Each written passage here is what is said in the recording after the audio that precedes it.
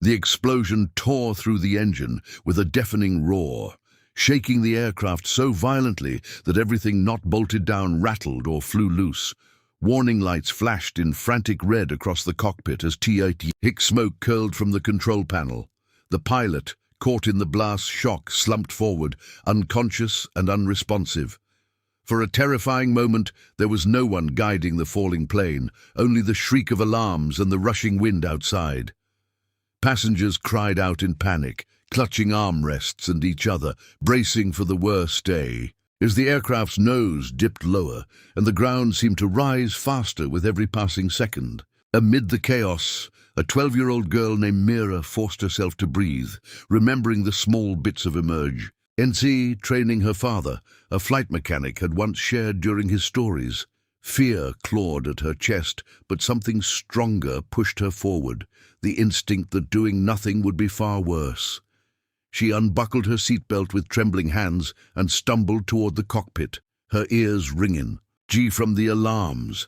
The door hung partially open from the blast, smoke drifting through the gap. Swallowing hard, she stepped inside, eyes widening at the maze of controls and the motionless pilot slumped over the yoke. The aircraft lurched again, throwing her against the panel, but she grabbed the back of the pilot's seat and pulled herself upright.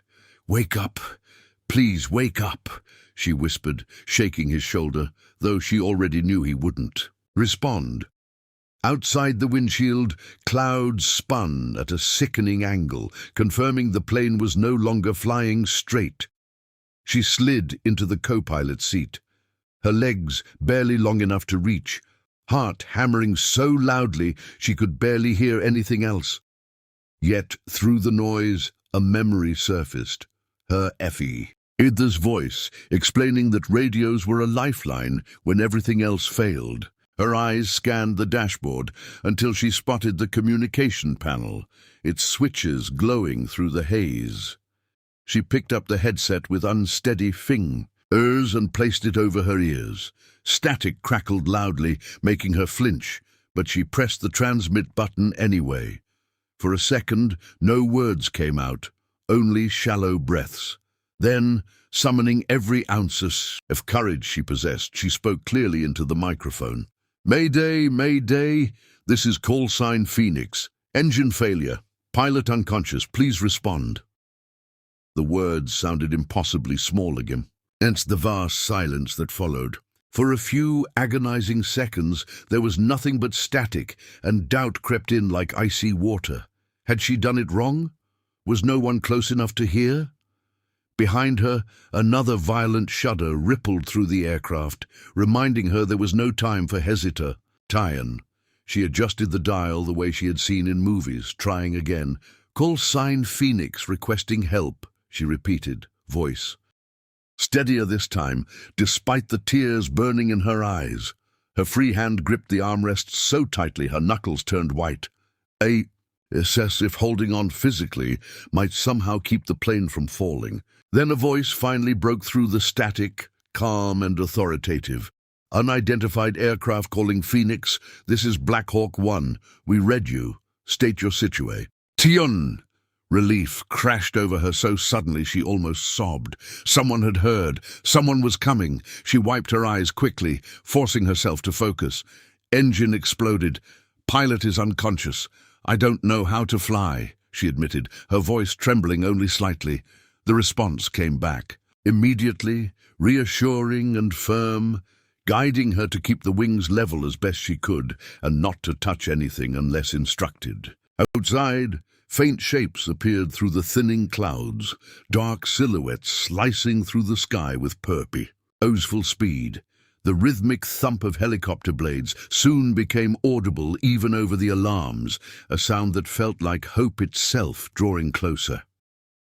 Mira leaned forward, straining to see, and caught sight of the unmistakable form of a Black Hawk helicopter pacing the struggling aircraft. Another followed on the opposite side, positioning carefully. The pilot's voices filled her headset, talking her through each step, their calmness acting like an anchor against the storm of fear threatening to overwhelm her. Passengers began to notice the helicopters as well, their cries shifting from panic to fragile hope. A flight attendant, Injay, lured but conscious, crawled toward the cockpit and stared in disbelief at the young girl in the co-pilot's seat. Mira barely noticed. Her entire world narrowed to the instruments in front of her and the steady instructions in her ears. "You're doing great, Phoenix," one pilot said, using the call C. Adrene, as if she truly belonged among them. The words sparked a flicker of confidence inside her, enough to keep her hands from shaking quite so badly.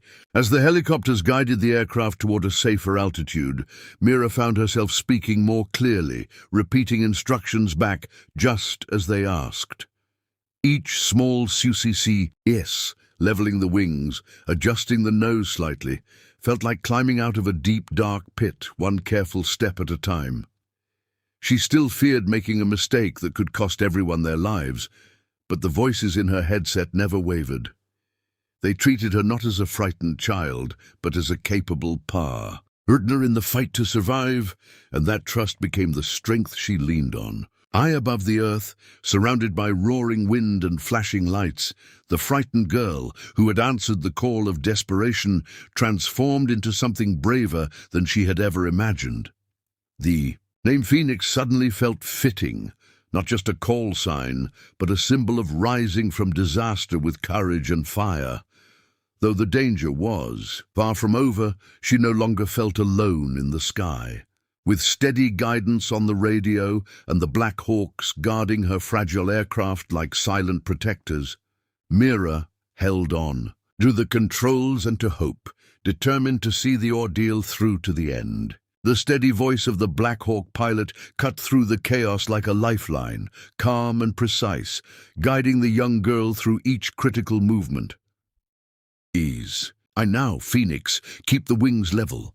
You're doing fine," he repeated, never raising his tone, never letting urgency turn into panic. His confidence flowed through the headset and into her trembling hands, slowing her racing heartbeat. Outside her window, the helicopters held formation like silent guardians, matching the damaged aircraft's unstable path. For the first time since the explosion, the plane's violent shaking began to ease, responding to her careful adjustments as if it, too, wanted to survive. Inside the cabin, passengers clung to that fragile stability, sensing the difference even without understanding what had changed. The screaming had quieted into whispered prayers and tearful hope. A mother held her child close, murmuring reassurances she wasn't sure she'd be relieved, while an elderly man stared forward with closed eyes, lips moving silently. The injured flight attendant crawled seat by seat, urging everyone to fasten belts and brace when instructed. Though fear still filled the air, it was no longer wild and uncontrollable. It had become focused, disciplined, carried by the knowledge that someone, somehow, was fighting for them from the cockpit. Mira listened carefully, as the pilots explained how to reduce speed without causing the aircraft to stall. Each instruction felt like a delicate puzzle piece that had to be placed exactly right. She eased the controls as told, watching the instruments with intense concentration, terrified of misreading something important. When the aircraft responded smoothly, a fragile spark of confidence grew inside her. She repeated every direction aloud before acting. "Ju," saint as they asked, her young voice steady despite the storm inside her chest. The pilots answered each confirmation with encouragement, reinforcing her courage with calm professionalism. Clouds parted beneath them, revealing the distant outline of land and a long stretch that the pilots identified as a possible emergency landing path. The realization that the ground was both salvation and danger made her stomach twist. "We're going to bring you down slowly," the voice assured her. "Stay with us, Phoenix." The helicopters adjusted position, one moving ahead to survey Condit, Aeons, while the other remained close beside her wing. Their presence felt protective, like strong hands ready to catch the falling aircraft if it faltered. She fixed her eyes forward, refusing to think about what would happen if she failed. Wind currents buffeted the plane as they descended, testing a fragile control again. The aircraft shuddered, dipping suddenly before she corrected it the way she had been taught minutes earlier. A gasp escaped her lips, but she forced herself to breathe slowly, refusing to let panic take hold. Behind her, someone begged, and to cry openly, the raw sound echoing through the cabin, yet it only strengthened her resolve. She realized that every movement she made carried dozens of lives with it. That knowledge might have crushed her before, but now it became the reason she refused to give up. The ground grew larger, details sharpening into roads, fields, and tiny unmoving vehicles that looked impossibly small from above. Emergency crews were already gathering, alerted by the helicopters, their flashing lights forming a bright path below. The pilot's voice guided her, the rough aligning the aircraft, explaining when to lower the nose and when to hold steady. Her arms ached from tension, fingers stiff from gripping the controls too tightly, but she didn't dare relax. Sweat stung her eyes as she focused on the runway-like stretch ahead, repeating softly to herself, "I can do this, I can do this." "Prepare for landing, Phoenix," came the final instructions, steady as ever. The aircraft trembled violently as the wheels approached the ground, every second stretching into eternity. Mira held the controls exactly as told, heart pounding so loudly she could barely hear anything else. Then came the impact, hard, jarring, but not catastrophic. The plane bounced once, sliding forward with a screech of metal against earth. She fought the instinct to pull away, maintaining the position until the aircraft finally slowed, the terrible motion easing into a rough but undeniable stop. Silence followed, heavy and disbelieving. For a moment no one moved, as if afraid the miracle might vanish if they acknowledged it. Then a single sob broke the stillness, followed by another until the cabin filled with cries of relief and gratitude.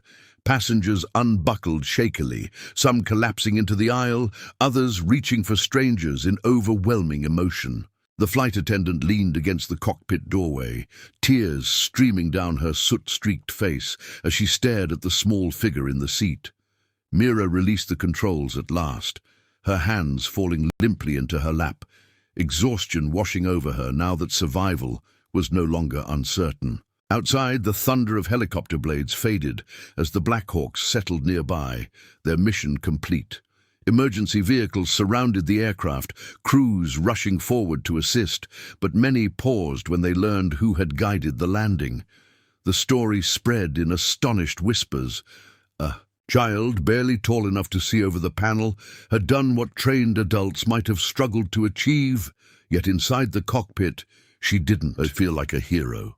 She felt like a girl who had been very, very scared and had simply refused to stop trying. As she was helped from the seat, weak but unharmed, the passengers erupted into applause that echoed across the open airfield. Some reached out to touch her shoulder as she passed, as if needing proof she was real. Mira looked back once at the battered aircraft, smoke still curling from eye, damaged engine, and then at the helicopter standing watch nearby. The call sign Phoenix would stay with her forever, a reminder of the day she discovered courage she never knew she possessed, and became the reason an entire sky full of fear ended in hope.